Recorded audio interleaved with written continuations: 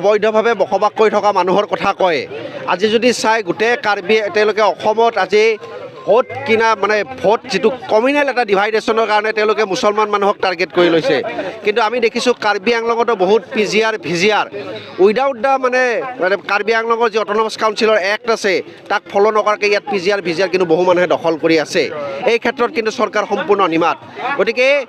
গভমেণ্টৰ এটা পলিচিয়ে হৈছে কেনেকৈ কমিউনেল এজেণ্ডা চলাই পেলাই তেওঁলোকে হিন্দু মুছলমান কৰি পেলাই ইয়াত আদানী আম্বানীক মাতি দিব পাৰি তাৰ কাৰণে অসমত এভিকশ্যন চলাই আছে আৰু ইয়াত এভিকশ্যন কৰিলে হিন্দু মুছলমান কৰিব নোৱাৰে কাৰণে ইয়াত কিন্তু তেওঁলোকে সম্পূৰ্ণৰূপে মনে মনে আছে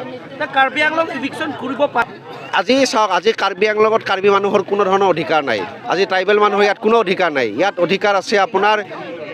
কিছুমান মানে কাৰ্বি আংলং কাউন্সিল দখল কৰাৰ পিছত কিছুমান মানুহে আহি পেলাই ইয়াত পিজিআৰ ভিজিআৰ দখল কৰিছে এই মানুহবিলাকৰ সম্পূৰ্ণৰূপে ৰাজনৈতিক অধিকাৰ আছে গতিকে ইয়াত যদি আইন অনুসৰি যদি ইয়াত যদি চৰকাৰে যদি মানে উচ্ছেদ কৰিব লগা হয় যদি আইন অনুসৰি যদি কৰিব লগা হয় তেনেহ'লে সেই কিন্তু কাম কিন্তু চৰকাৰে কৰা মানে মানে মানে আইন অনুসৰি কৈছোঁ মই কম্পেনচেশ্যন কৰাৰ মানে প্ৰয়োজন আছে কাৰ্বি মানুহে যিটো বিচাৰিছে কিন্তু তেওঁলোকে সম্পূৰ্ণৰূপে আজি কাৰ্বি আংলং মানে বাহিৰত এভিকশ্যন কৰি আছে তেওঁলোকে আপোনাৰ সাম্প্ৰদায়িক স্বাৰ্থত ইয়াত সাম্প্ৰদায়িক কোনো মেৰুকৰণ নাই কাৰণে সাম্প্ৰদায়িক কোনো পলিটিক্স নাই কাৰণে ইয়াত কিন্তু তেওঁলোকে এভিকশ্যন কৰিব পৰা নাই থেংক ইউ